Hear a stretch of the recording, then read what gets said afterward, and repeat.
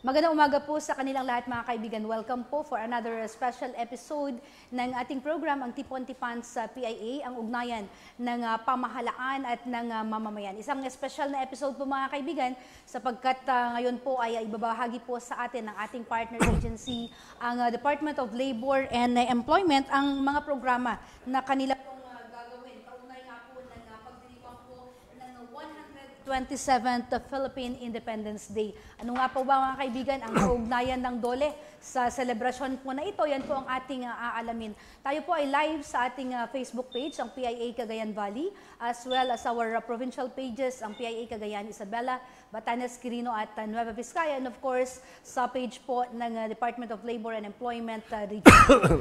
Ngayong umaga po mga kaibigan ay mapalad po tayo no, na mismo pong makakasama ang kanilang regional director, ang atin pong napakasigasig no, na regional director po ng DOLE, RD Elpicho Atal Jr.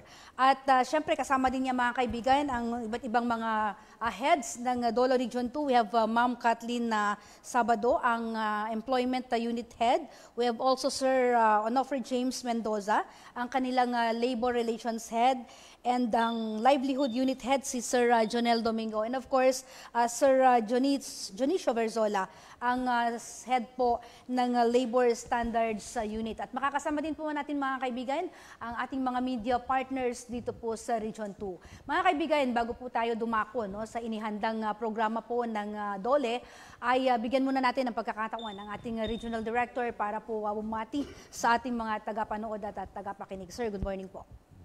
Magandang araw po sa ating lahat at sa mga sumusubaybay po sa ating tipon-tipan sa PIA. Sa ngalan po ng buong DOLE Region 2 family, nagpapasalamat po kami at nabigyan na naman po kami ng pagkakataong mailahad ang aming mga programa at serbisyo sa talakayang ito. At sana po ay mahikayat natin ang karamihan na maraming sa partisipasyon ng publiko sa darating na celebration ng Araw ng Kalayaan. Yes po. Good morning po, RD. No? At yun nga, nabanggit na po natin kanina na we are celebrating the 127th Philippine Independence Day. At RD, no, ano po ang sentro ng ating pagdiriwang ng ating 127th anniversary ng proklamasyon po ng Philippine Independence? Ang tema po ng celebration natin ngayon ay kalayaan, kinabukasan, kasaysayan.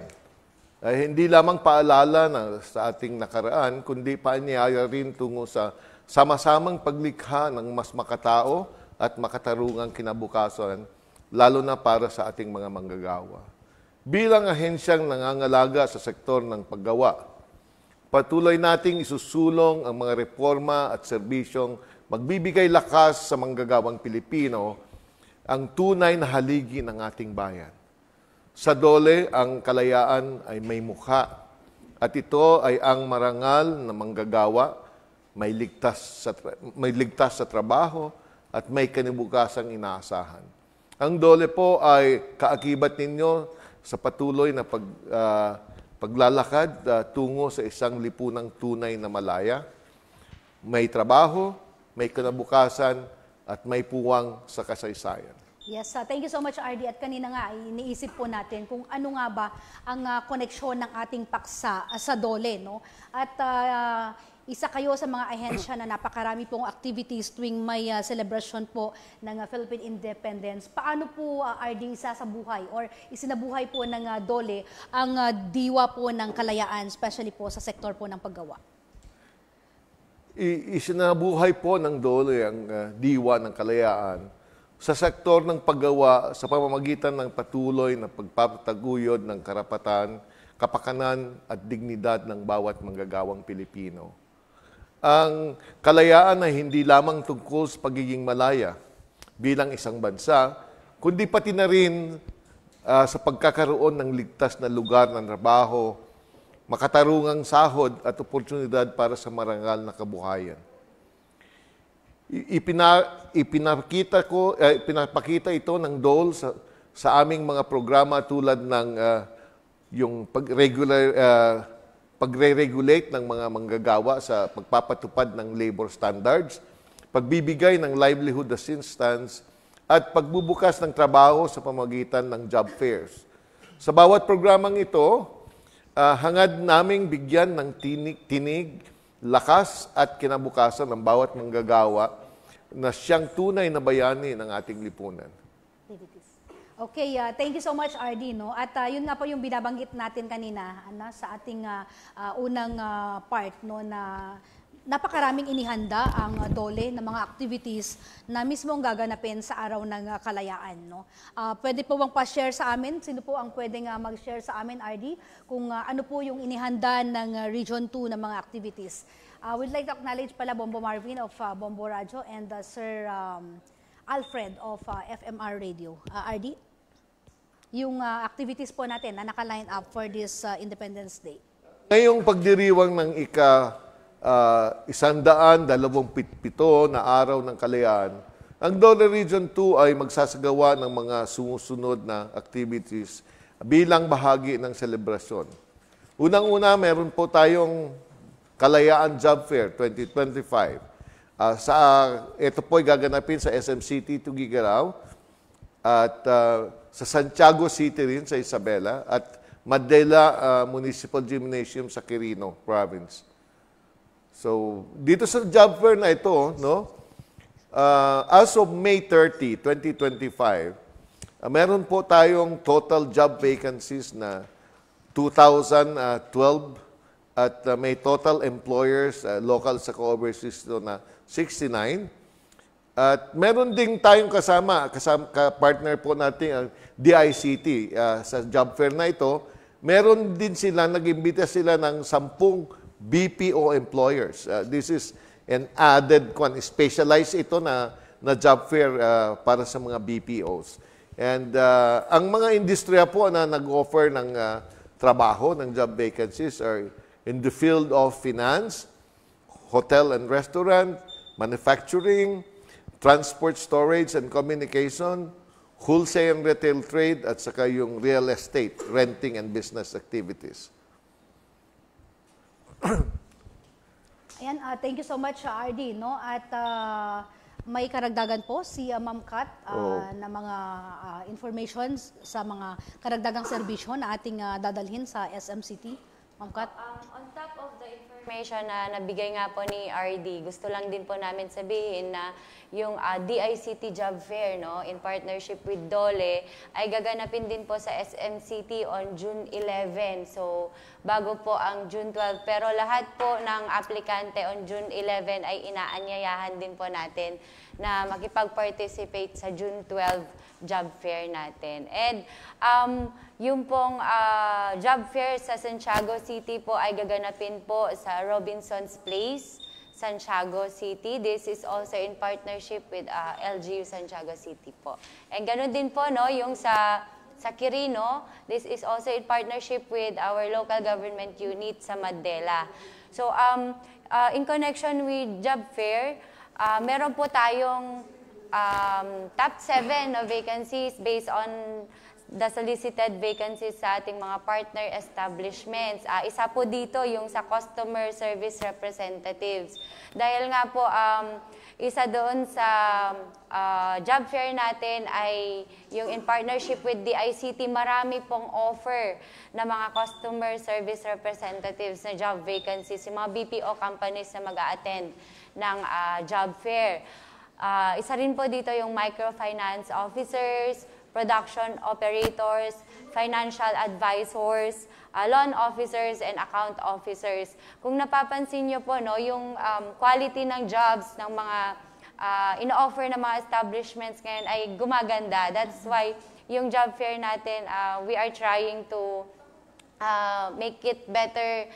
Ganun din yung mga nakaraang job fair. So, gumagawa po kami ng mga iba't ibang strategies para po mapaganda yung pag-conduct natin ng job fair dito sa Region 2. So, yun po. Ayan. Thank you so much, Ma'am Kat. May karagdagan sa RD? Gaya ng nasabi kanina earlier, ang unang-unang activity is the job fair. And this will be in 3 areas. In Tugigaraw, in Mandela, Quirino, and also in Santiago City. So, simultaneous itong magkakaroon ng job fair. Ang susunod naman ng mga activity ay meron tayong livelihood assistance distribution. RD, bago tayo dumako sa livelihood, doon sa job fair, may kailangan pa ba silang dadalhin o nag-pre-register na po sila? May registration na nangyari. However, doon sa mga actual na napupunta sa June 12 na mag-apply ng trabaho, kailangan niyang magdala ng kanyang resume o biodata at kailangan din ng employment record dito or yung kanyang kung nakapagtrabaho na siya o work experience niya at yung ibang credentials ng aplikante, no? Kailangan niyang dalhin at kung gusto naman niya mag-apply sa overseas, no? Kailangan meron na siyang passport. Ang kagandahan dito sa job fair na ito, meron kasi tayong yung government service caravan, serbisyo caravan, na siyang meron na dito yung mga ahensyang kailangan ng mga aplikante. Gaya ng yung DMW, yung PSA, may NBI kung kailangan niya ng clearance, andyan na rin, no? Kaya po tayo nagkaroon ng government service caravan dahil nga kailangan pag may mga pangangailangan itong mga aplikante, may magre-respond na kaagad. Right there, pwedeng makuha nila whatever clearances they need, no? Yeah, thank you, RD. And balikan natin yung naputol na ano mo kanina, no, yung other activities or services na gagawin po natin. So, gaya na nasabi natin, may job fair in 3 areas. Meron pa din tayong, in addition to the job fair, magkaroon tayo ng livelihood assistance distribution. Andito si Mr. Jonel Domingo, na siyang in charge ng livelihood program natin, na i-discuss sa atin yung details po ng livelihood assistance. Yes, Sir Jonel. Isang magandang umaga po sa ating lahat. Gaya po ng nasabi ni RD, bukod po sa job fair, meron din po tayong hinanda para po doon sa ating livelihood awarding, tupad at sa kakadiwa ng Pangulo. Una po, sa atin pong awarding of livelihood checks, meron po tayong 2.9 million na ia-award po on June 12 sa atin pong 128 beneficiaries. So bukod pa po dito, meron din po tayong kadiwa ng Pangulo wherein 26 exhibitors na po ang nag-confirm featuring po yung products ng farmers and meron din po tayong mga people's organization. So dito po sa kadiwa ng Pangulo, amin pong i-invite lahat po ng gustong pumunta sa mga nasabi, sa mga nabanggit po na venue sa celebration po ng June 12 Independence Day na mag-visit po kayo, bukod lang po sa ating mga job fair, yun ating mga mall goers o kaya yung mga gustong pong pumasyal doon sa activity na meron po tayong kadiwa ng Pangulo na prepare and doon nyo po makikita yung mga iba't ibang produkto ng mga association, ng mga individuals po na tinulungan po ng DOLE, tinulungan din po ng DTI at saka ng Department of Agriculture. So yung mga products po ng ating mga farmers, yung mga native po na products na binebenta, so meron po doon, tangkilikin po natin yung sa kadiwa ng Pangulo natin.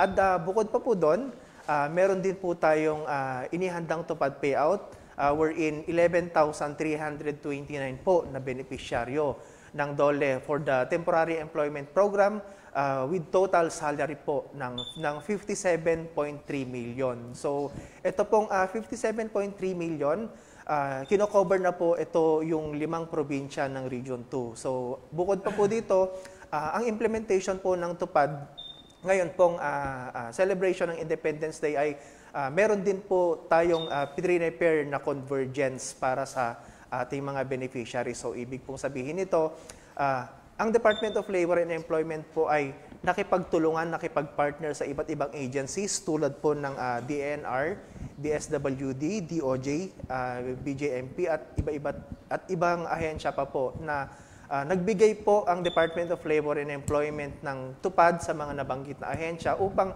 makatulong po para mas ma-implement pa po ng ating mga partner agencies yung kanila pong program and services sa tulong po ng tupad. Yes, thank you so much, Sir Jonel. May katanungan, si Bombo Marvin. Jim? Yes, sir. Alam mo siguro napapansin nyo sa aming mga job fair, palaging may kadiwa sa Pangulo. Dahil itong job fair natin, maraming tao, di ba? At saka nasa mall ito. Ito yung pagkakataon na yung mga farmers natin, may lapit nila sa mga mamimili yung produkto. Ito yung programa ng ating presidente para itong mga farmers natin makabenta ng kanilang mga produce, no? Kaya the last kadiwa activity na ginawa natin is nung May 1st. At marami pa, dinumog po, ubos kaagad. First day pa lang, usually 2 days itong kadiwa sa Pangulo. First day pa lang, ubos ng stocks nitong mga farmers natin. So, nakikita dito na nakakatulong tayo sa ating mga farmers na directly nakakapagbenta sila sa publiko, no?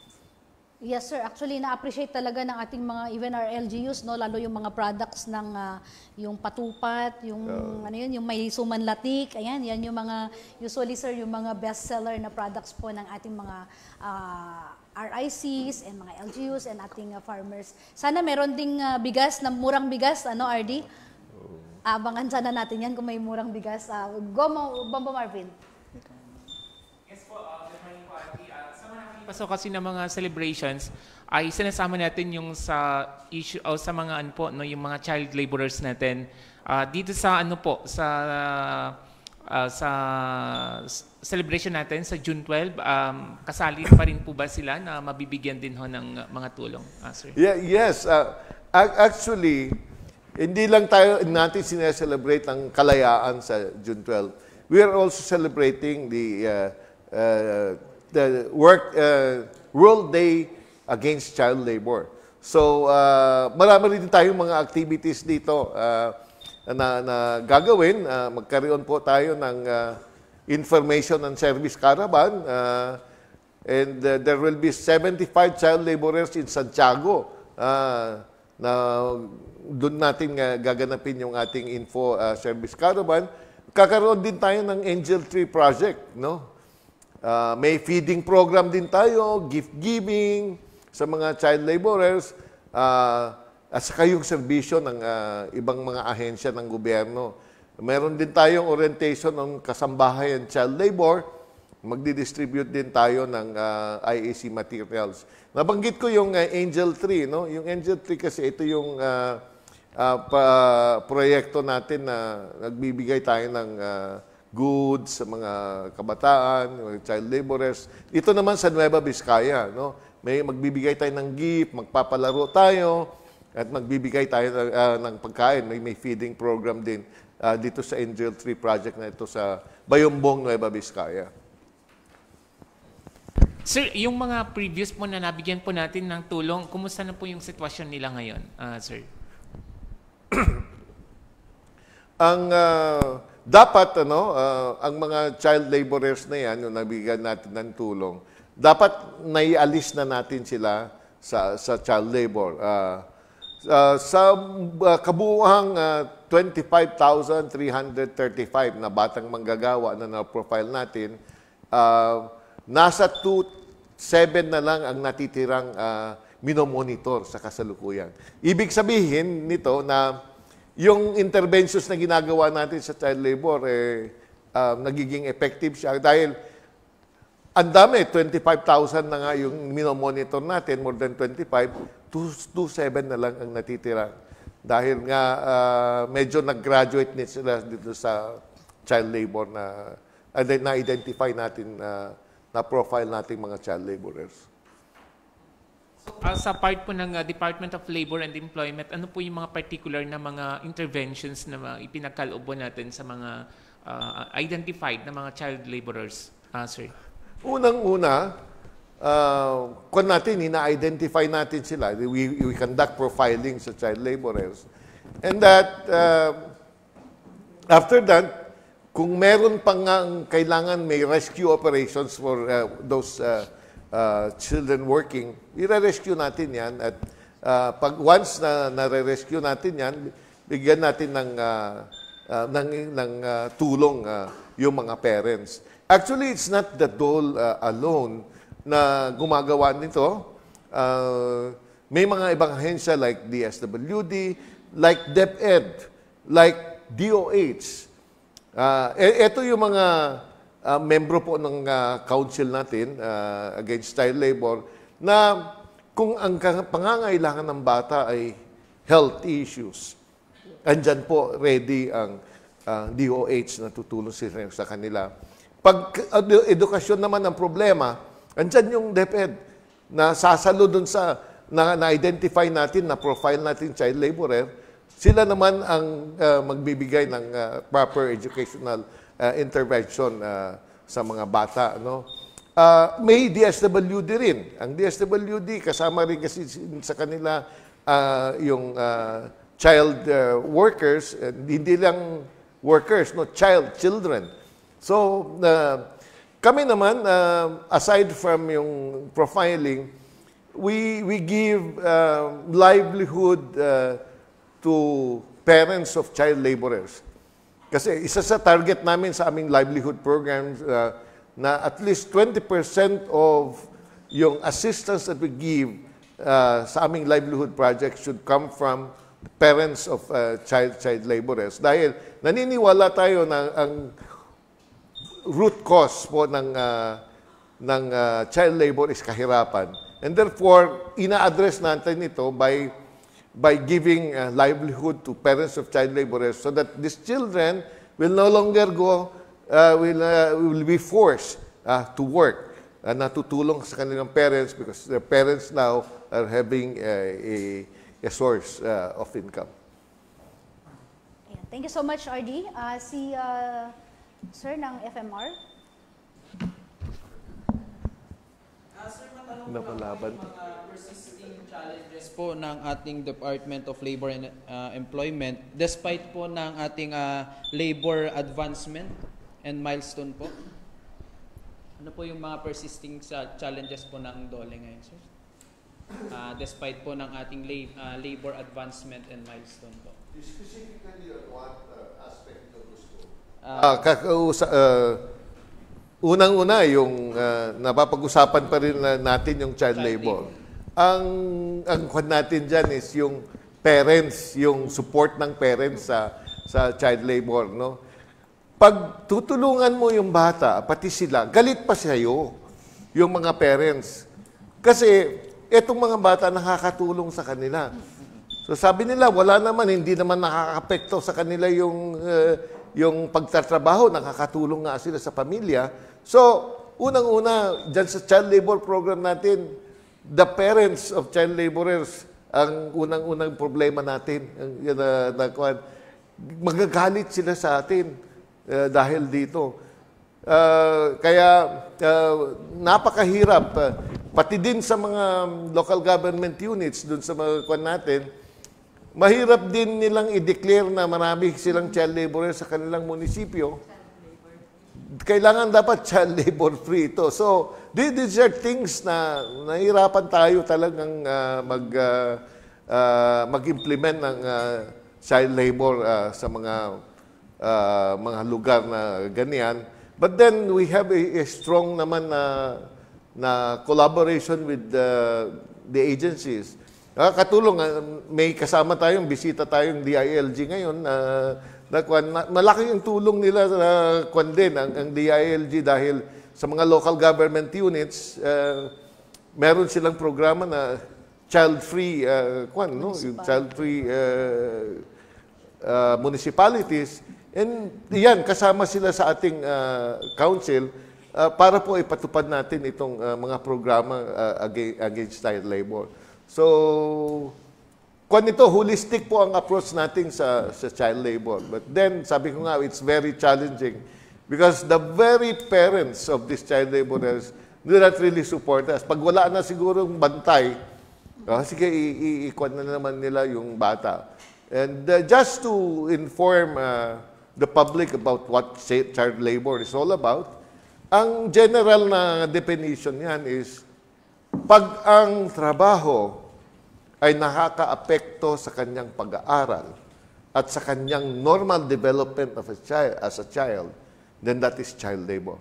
Yung mga enumeration sa batas ng child labor all boils down to these two things. Na pag ang bata naapektuhan yung normal, mababansot siya kasi magbubuhat siya ng mabibigat o kaya exposed siya sa init, nagtrabaho siya ng long hours of work. Hindi siya normal na lalaki. Child labor yan. O kaya sa kanyang edukasyon, hindi siya makapag-aral dahil dahil nga nagtatrabaho na siya. These are yung criteria, doon ang basis natin, sinasabi natin, child labor. So, meron naman kasi yung child work na yung konting oras lang ng pagtrabaho, pero under the supervision of their parents and in non-hazardous kinds of work. Follow up ko lang po, sir. Nasabi niyo po kanina na may mga LGU po tayo na hindi nagde-declare ng mga may child labor. Ano po yung action na ginagawa po natin doon? Hindi naman namin sinasabing hindi sila nagde-declare.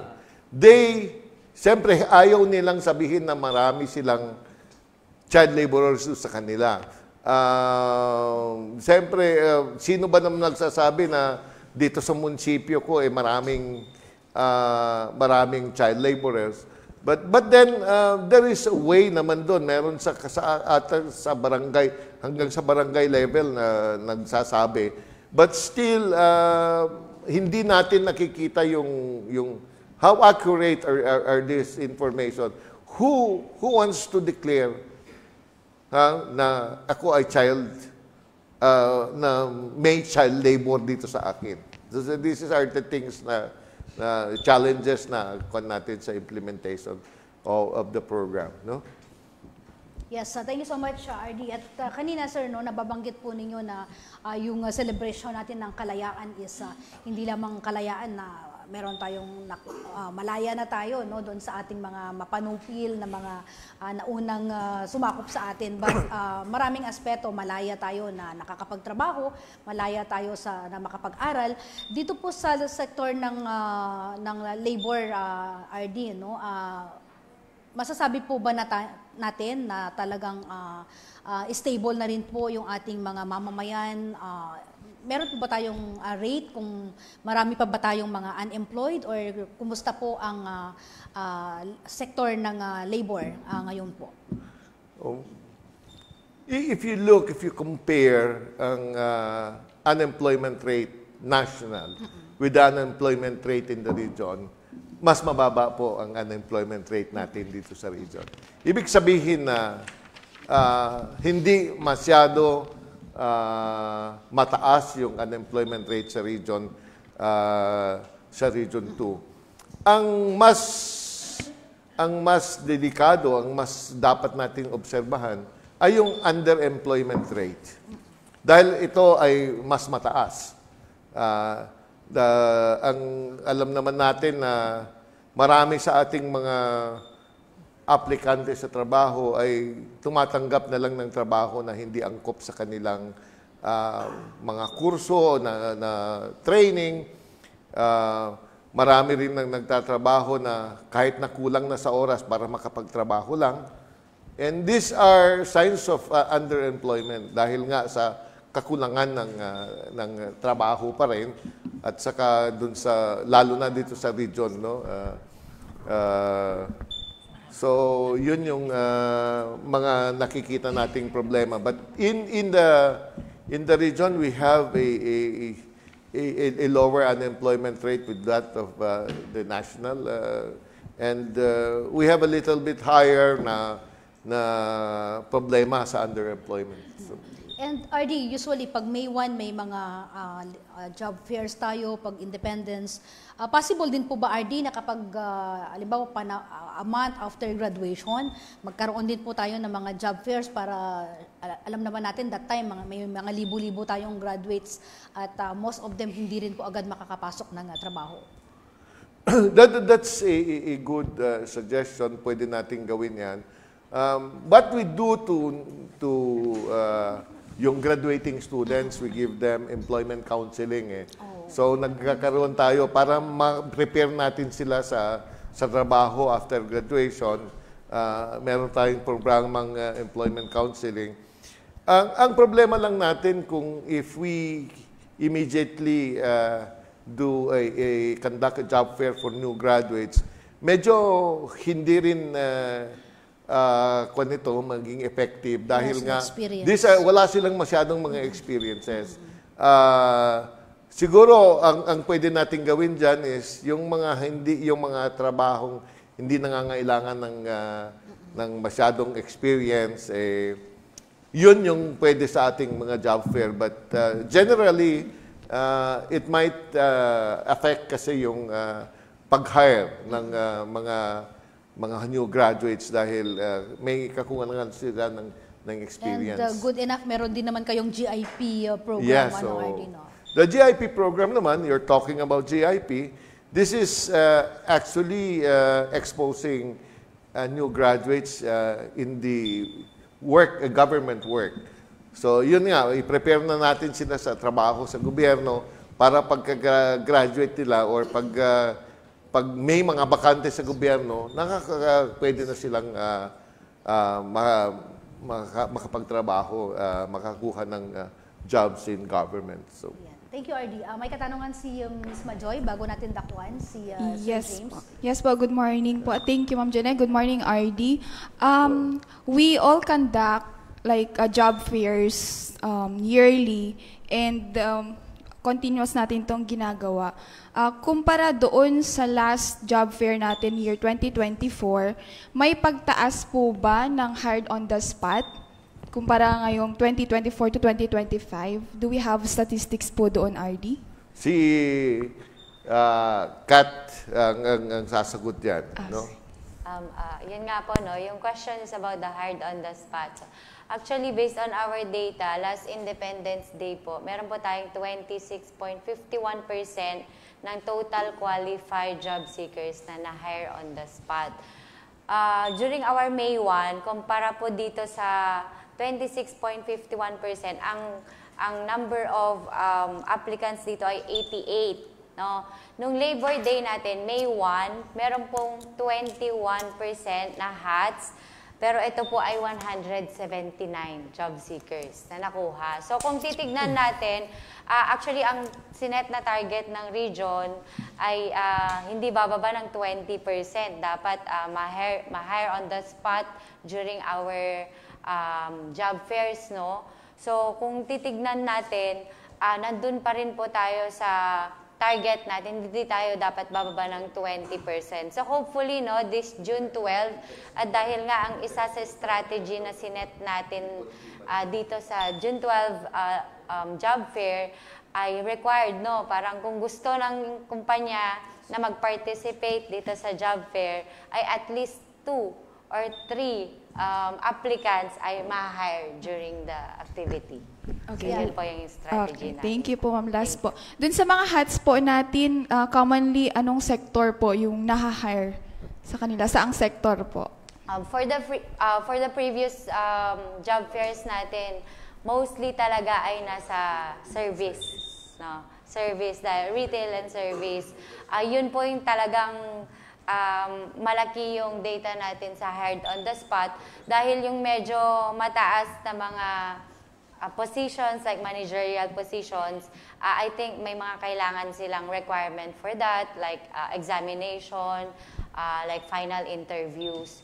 So ang sinasabi namin, no, dun sa mga employers na nag-a-attend ng job fair or nagpa-participate ng job fair, as much as possible, yung mga applicants na pumupunta sa kanila ay dapat na initial interview na siya, no? Initial interview para during the job fair, final interview na lang. And they can hire those applicants on the day of the job fair. Last Ma'am Jene, no? Kasi yung friend ko din po ay nagtatanong, no? Halimbawa po dun sa mga industries po natin na hindi pa nakiko-coordinate sa DOLE pag may mga job fairs, paano po kaya sila makiki-coordinate din sa inyo na mapabilang sila kapag may mga job fairs po tayo? Ano po yung proseso po natin doon? Actually, weeks before the job fair, meron pong pinopost ang ating DOL Region 2 Facebook page. I-follow lang po nila yon. And then meron po tayong sineset doon na link wherein they can register for them to participate sa job fair. Kasi yung mga establishments na gustong sumali po dito, sinasala din po natin, no? Sinasala din po natin. Of course, dapat po sila ay walang mga pending case. Dapat po yung mga vacancies, of course, ay ang isa dyan, dapat talaga sila ay mag-hire during the job fair, no? Kung gusto nilang sumali, ma'am, no, meron po tayong link na posted sa ating official Facebook page. And ganun din po sa mga applicants na gustong mag-participate during the June 12 job fair. In fact, nasa 600 applicants na po yung nag-register online. So hopefully, lahat ng applicants na yon ay makapag-participate.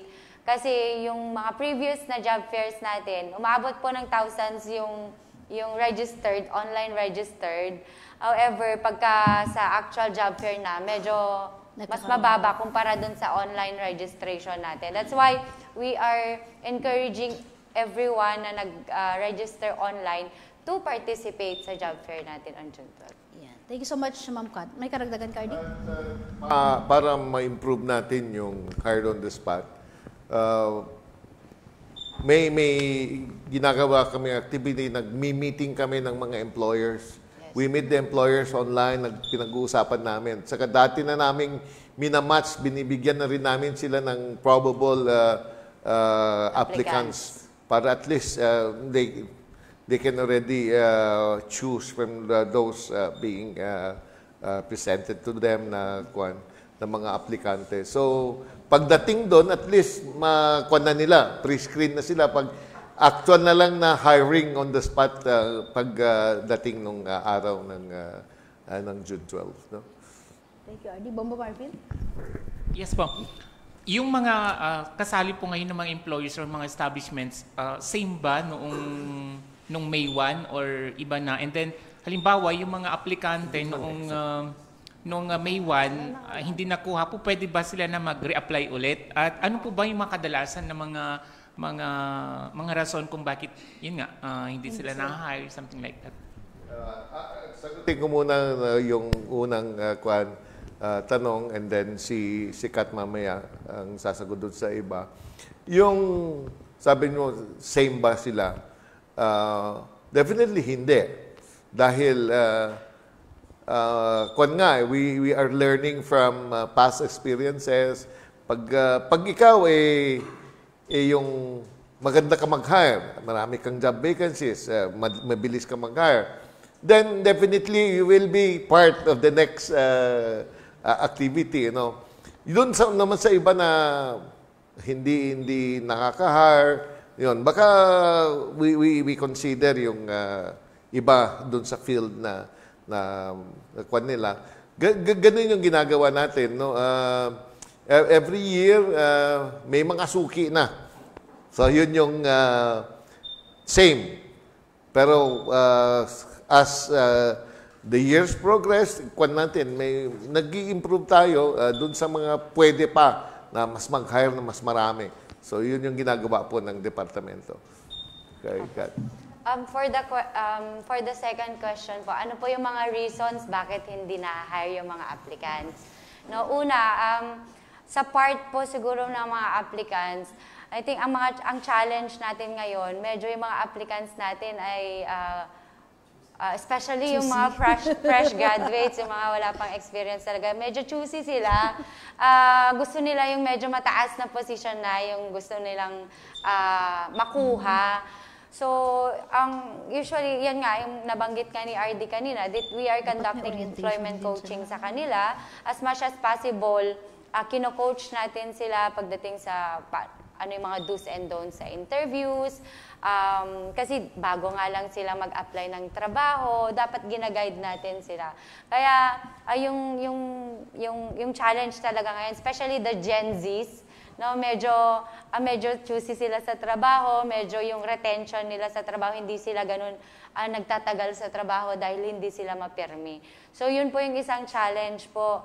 That's why hindi sila na-hire. Pangalawa, sa part po ng mga employers, meron yung mga employers din na medyo mataas yung standards na sineset nila, and there are job seekers na hindi nami-meet yung mga demands ng yung requirement or qualifications ng ating mga employers. That's why we are also conducting yung career development support program sa mga aplikante na nandun din during the job fair, na kung saan pwede po silang mai-refer sa mga training institutions na kung pwedeng, kung ito yung kulang na skill ng aplikante, we can refer them sa mga training institutions, of course, in partnership yan with TESDA. So, yun po yung mga challenges na nakikita po natin pagdating sa hired on the spot. Okay, thank you, Miss Kat, Ma'am Kat. And speaking of kalayaan nga, meron pa rin sa mga empleyado natin, RD, yung gustong-gusto na nilang magprotesta, meron na silang gustong isumbong sa employer nila or doon sa patakaran, pero iniisip nila baka biglang tanggalin sila sa trabaho. Kaya kahit na may mga himutok na sila, wala na, nananatili na lang silang shy, no? Gusto nilang i-report na sila, inaalaw silang naka-heels, may mga buntis na empleyado. Ano po yung encouragement natin, o ano po yung mga tulong po natin sa mga empleyado natin na parang takot pong magsalita laban sa kanilang mga employer dahil yun nga, kaakibat kasi nun ay yung pwede silang tanggalin sa trabaho. Sino pong pwedeng parte yan ng celebration natin. Mayroon tayong tinatawag na Serbisyo Fair. I-explain sa atin ni James yan, yung mga programa involving naman na employer-employee relationship na siyang expertise, yung kanyang programang hinahawakan. Yes, Sir James. Thank you, RD. Gaya nga po ng nabanggit ni RD kanina, sa darating na June 12, magkakaroon po muli tayo ng one-stop shop Serbisyo Fair sa SM, no, na kung saan dadaluhan po ito ng aming ahensya. Magsaset po kami ng table doon kung may mga katanungan kayo regarding dyan. Yung issues and concerns, so pwede po namin kayong i-assist sa araw na yon, at kasama din po namin ang mga attached agencies namin kung may mga katanungan kayo regarding sa mga licenses ninyo. Kasama natin dyan ang PRC. Kung may mga katanungan kayo regarding sa mga work-related contingencies, nagkasakit, na aksidente habang nagtatrabaho, so kasama po natin dyan ang ECC. Ganun na rin po kung may mga katanungan kayo tungkol sa occupational safety and health, paano magkaroon ng safety officer, ano yung mga schedule ng BOSH trainings, kasama po natin dyan ng OSHC. Ganun na rin po kapag may mga katanungan kayo sa programa ng TESDA, kasama po natin dyan, pati ang NLRC, NCMB, at kung may mga katanungan kayo tungkol sa mga pagpapasahod, productivity, kasama po natin dyan ang RTWPB. At hindi lamang po ang DOLE at ang aming attached agency ang nasa araw na yon, kasama din po natin dyan ang iba't ibang mga national government agencies na pwedeng tumulong po. Kasama natin dyan ang PNP, for example, may need na police clearance ang mga aplikante natin, so pwede pong makakuha, no, or humingi ng assistance sa PNP, sa NBI for the NBI clearance. At kung may mga katanungan kayo regarding sa mga social welfare benefits, kasama natin dyan ng SSS, PhilHealth at Pag-ibig. May katanungan kayo sa mga remittances or gusto nyong mag-register, so punta po kayo sa June 12, at ganun din kasama natin ng DMW at PSA. So kung hindi naman po kayo makapunta at may mga katanungan kayo about sa labor issues and concerns, pwede rin po kayong pumunta sa arms.dole.gov.ph na kung saan pwede nyo pong i-chat, no, or ipasok sa aming sistema yung inyong mga issues and concerns. Kung hindi nyo mabanggit during the June 12 One-Stop Serbisyo Caravan, pwede po kayong magpunta sa arms.dole.gov.ph. So yun po yung mga gagawin namin. Ilalapit po namin ang aming mga programa at serbisyo sa June 12. Ma'am Jean. Yan. Thank you, Sir James. May katanungan sino mauna sa inyo? Ayan, ladies first. Thank you, Ma'am Jenny. Kay Sir James po, no, karagdagan dun sa tanong ni Ma'am Jenny. Dun sa mga empleyado po, may mga nare-receive tayong complaints. Ano yung karaniwang complaints po na nare-receive natin at paano natin yun ina-address po? Okay, ano yung mga karaniwang nare-receive namin? Nariyan ang hindi pagbibigay ng tamang pasahod kasi kumakailan nag-increase no, ang ating pasahod from 450 ngayon ay 480 pesos. So, isa yon sa mga karaniwan at na isa sa paraan para masiguro namin na ang mga establishments ay sumusunod sa pagbibigay ng tamang pasahod ay through our inspection. Nandiyan ang aming mga labor inspectors at kung ang establishment naman na ito ay micro, nag-e-employ ng below 10, kailangan nilang umattend ng aming tinatawag na TAV or Technical Assistance Visit para maipaalam po sa kanila na ito yung mga minimum requirements ng labor laws no, na kailangang ipatupad sa establishment. So aside sa hindi tamang pagpapasahod, nandyan din yung hindi pag-e-enroll sa SSS PhilHealth Pag-ibig. Kaya ang ginagawa namin, ine-endorso po namin yung mga business establishments sa SSS PhilHealth Pag-ibig mismo. And then, nandyan din yung hindi pagbibigay ng 13th month pay. So, kasama yon sa ini-inspect namin, kasama yon sa pag-a-advise namin when we conduct TAV po. Siguro si June dyan na siyang nag-handle ng labor standards, no? Yes, good morning po sa lahat. Based doon sa kwan nyo, ma'am, pwede naman meron tayong, pwede naman nilang idulog through our DOL FP page. Pwede po nilang idulog po yung mga complaints nila. Pwede rin naman na hindi naman nila ilagay yung mga pangalan nila para hindi mabalikan ng employer. Usually naman, pag sa amin, in the conduct of inspection, hindi naman namin isinisiwalat kung sino yung mga nagbibigay ng informations dito para naman ma-secure natin yung safety po nung manggagawang dumudulog po sa office natin. In addition to that, no, natanong nyo rin kung ano yung mga violations. Ang mga nabanggit ni James ay mga monetary at saka kwan lang. Other economic benefits. But tinitignan din namin ang conditions of work ng mga manggagawa. So madalas na may mga violation na walang mga licensed first aider, walang safety officers ang mga establishment. Alam naman natin na requirement ito ng batas. So sana naman yung mga kung may nakikinig sa atin ngayon at nanonood sa atin ngayon ng mga employers, kondisyon talaga yan na kailangan may mga safety officers tayo at saka may mga first aid officers tayo para po maganda yung conditions ng pagtatrabaho. Kasi kahit hindi lang dapat tamang benepisyo na kuwan natin, na tatanggap natin, dapat din na safe ang ating working conditions. Kaya nga, I have instructions sa ating mga labor inspectors na yung mga construction sites, kailangan, no yan. Pag may nakikitang ipastop ang trabaho, pag walang mga PPEs, mga kailangan sa safety ng mga workers. Actually, sa ngayon, I still have to see yung mga construction sites in the regions na safe dahil may man nakikita pa kung ilang-ilan na walang mga safety gadgets na ginagamit. And kung hindi pa nila nagagawa ngayon, pati I am instructing and giving the direction for the labor inspectors to look into that. Yes. Thank you, RD. Si Miss April. Sige. Si Miss April ng Radyo Pilipinas. Miss April.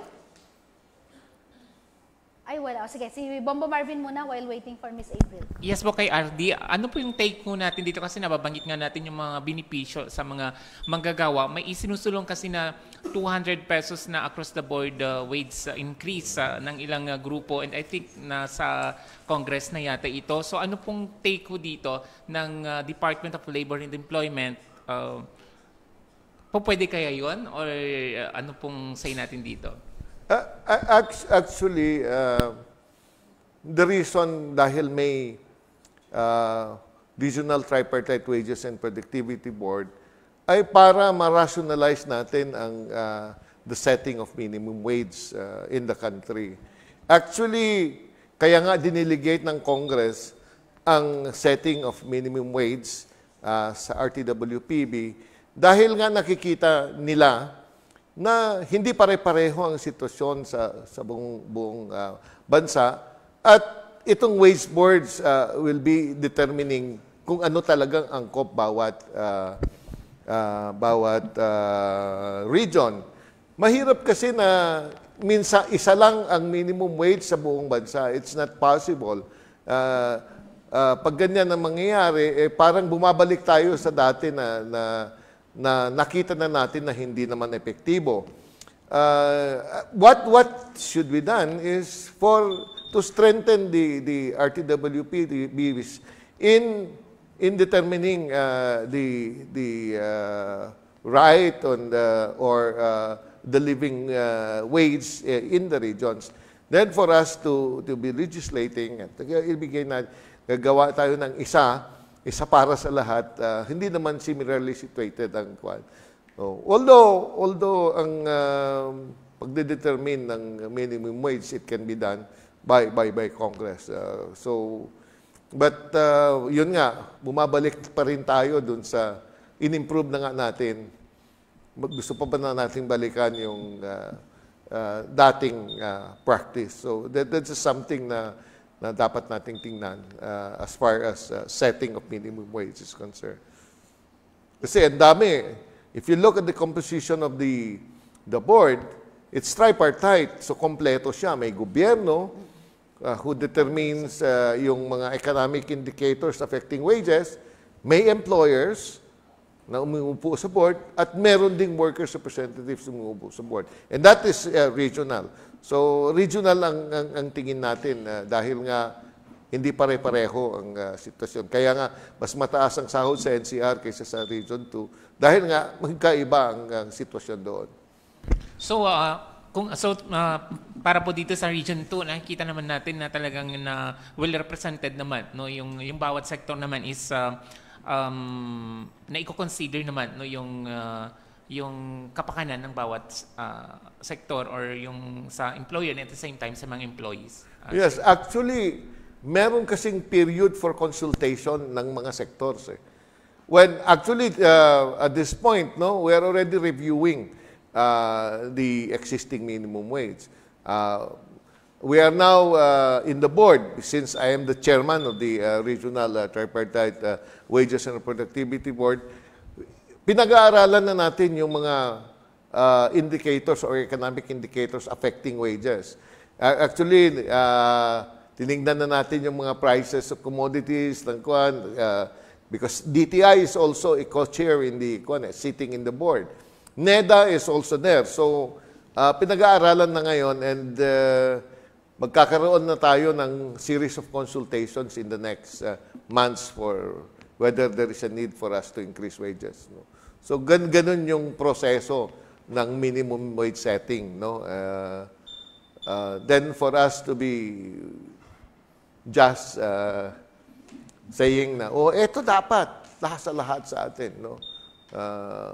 Setting wages is a serious matter that should be studied carefully the way the board is doing it. Thank you so much, RD. And we have Miss April from Radyo Pilipinas. Yes, Ma'am Jene, good morning po. Good morning po sa lahat. Nawala po yung lokasyon, ay na yung signal ko kanina sa lokasyon ko, Ma'am. At Ma'am, ito po, dahil nababanggit po yung sahod, kapag po ganito naman pong mga regular holiday, special holiday, sa inspection na ginagawa po natin RD, natutupad naman po na ibibigay kung ano po yung mga nararapat na benefits ng ating mga kababayang manggagawa dito sa Lambag, Cagayan RD. Thank you po. Jun, no? Yes, ma'am. Sa kwan po, sa course po ng inspection kasi natin, whatever findings po na nakikita natin doon sa conduct ng inspection natin, binibigyan po natin kasi ang employer para voluntarily comply niya yung anuman yung existing na deficiencies niya. Gaya nga nung sabi nyo kanina, yung special holiday pay.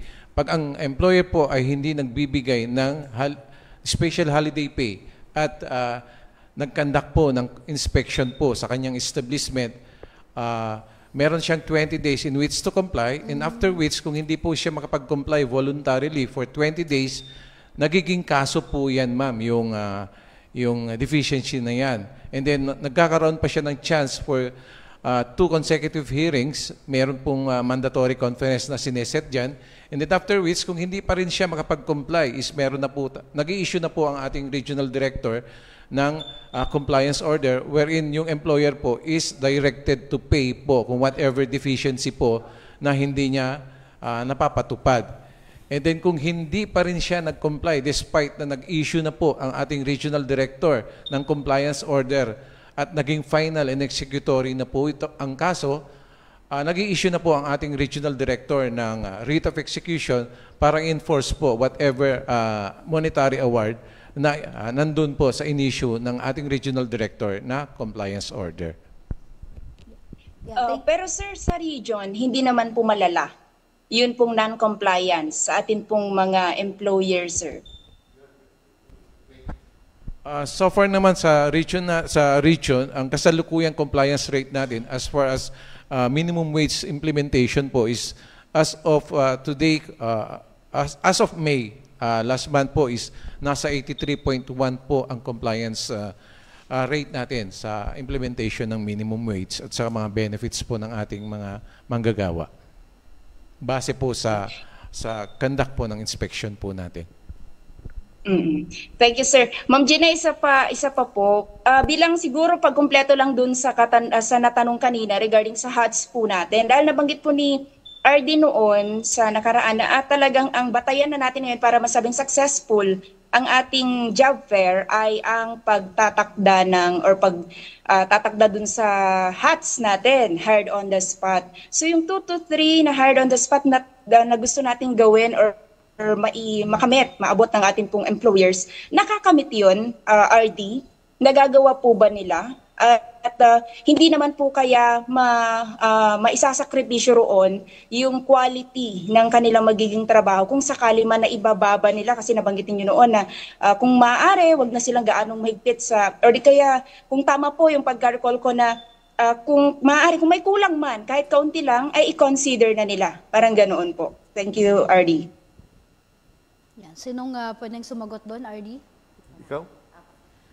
Actually, ma'am, no, yung sinabi po namin kanina na at least 2 ay ma-hire nila during the job fair, isa yan sa bago na strategy natin this June 12. No? Yung mga nakaraang job fairs po, hindi natin pinatupad yun. That's why gusto natin tumaas yung hired on the spot this June 12.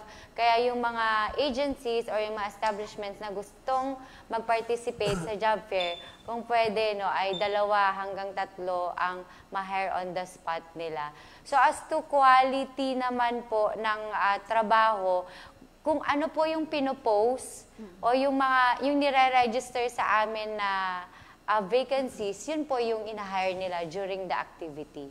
So, as to kung requirements man yung kulang, meron po tayong nabanggit kanina na one-stop shop, service caravan, na kung saan meron po tayong mga iba't ibang ahensya dyan na kasama, like SSS, PhilHealth, Pag-ibig, at kung may mga clearances or requirements lang sila na kailangan, pwede na po nilang kunin on that day. Or mag-request. At saka, I don't think na maapektuhan yung the quality ng trabaho if may considerations, a little considerations dun sa kukunin.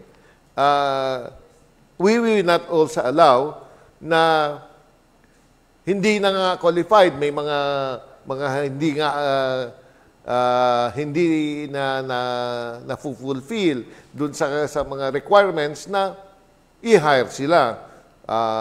We don't do that. But yun nga, kung konti lang ang diferensya, siguro pwede na yan because we are celebrating Araw ng Kalayaan at gusto nating makatulong. But then we will not be sacrificing the quality of the job na ipe-perform nitong aplikante. What we are trying to say is that gusto lang nating ma-facilitate yung kanilang pag-apply na hindi naman masyadong yung sobrang stricto sa screening because there are things naman na pwede natin i-consider dahil nga, for example, may konting mga requirements na hindi niya dala, mga ganon. But not really qualifications because yung pangangailangan sa trabaho, hindi natin mai-compromise yan just because we want people to be hired. No? At saka ultimately, the decision will come from the employer dahil sila yung magbibigay magpapatrabaho dun sa mga tao. So, what the department is doing is minomonitor lang natin to, tinitignan natin na marami ring nakukuha sa ating mga job fair dahil nga ito po ay hindi natin ginagawang madalas, but these are, ginagawa natin ito may mga celebrations like Labor Day at saka Philippine Independence. What a way, no? Ang ganda kasi pag makatulong ka sa trabaho sa araw ng kalayaan, di ba? Parang binigyan mo ng kalayaan ang isang taong mahirap sa kanyang poverty by giving him a job. And that's a very good way of offering or celebrating Araw ng Kalayaan. Okay. Sir. May K-12 na rin tayong baga pwede rin pumahire ang ating pong graduates, sir, sa senior high. I think there are because yung senior high may mga skills na sa mga subject nila sa curriculum, di ba? And may advantage na sila because meron na silang acquired skills while they're in their senior high. Unlike before na walang ganyang mga subjects sa ating educational system, but this time there is already an introduction of skills in the curriculum that can qualify them for specific skills na kailangan sa trabaho. So I believe they can, no? Po, RD, thank you so much po, Ma'am Jeanette. Thank you, RD. Ayan, thank you so much, Miss April ng Radyo Pilipinas. And with that, no, napakarami po nating nalaman na hindi lang po mga line-up of activities, but programs and projects po ng DOLE na tumutugon po sa mga, especially our problems in the labor sector. And bilang pangwakas, RD, may we listen from your closing statement? Gusto ko magpasalamat sa ating media practitioners who are here na nag-participate dito sa ating press con and of course to PIA na consistent palagi kaming pinagbibigyan dito sa tipon-tipan. Diyan lang nagpapatunay na ang PIA ay ginagampanan niya kanyang trabaho bilang mouthpiece ng gobyerno na tinutulungan ng Department of Labor na isiwalat ang kanyang mga programa. Congratulations po at maraming salamat po sa inyo sa palagi ninyong pagsuporta sa programa ng Department of Labor and Employment. At saka sa lahat na nanonood sa atin ngayon, sana pumunta tayo, dumalo tayo sa ating mga job fair kasi meron kaming mga kino-convince po namin yung mga employers na mag-hire on the spot. No? So ito yung pagkakataon natin. sa mga job fair na ginaganap natin, special po ito dahil hinihilig po natin na dahil ito ay araw ng kalayaan, bigyan natin ng kalayaan ang mga mahihirap na naghahanap ng trabaho by hiring them during the Philippine independence, no? I-celebration natin sa araw ng kalayaan. So maraming salamat po sa atin. Sana sa June 12, magkita-kita po tayo sa SM City sa ating job fair. Alright, thank you so much, RD, and of course, sa ating mga unit heads ng Department of Labor and Employment at sa ating mga media partners na ating nakasama. So muli mga kaibigan, salamat po sa pag-antabay sa ating programa na patuloy pong naghahatid sa inyo ng mga programa po ng ating pamahalaan. Sa ngalan po ng ating Regional Director, Angeli Lubo Mercado, ako po si Jenna Bakiran, magandang umaga po sa ating lahat.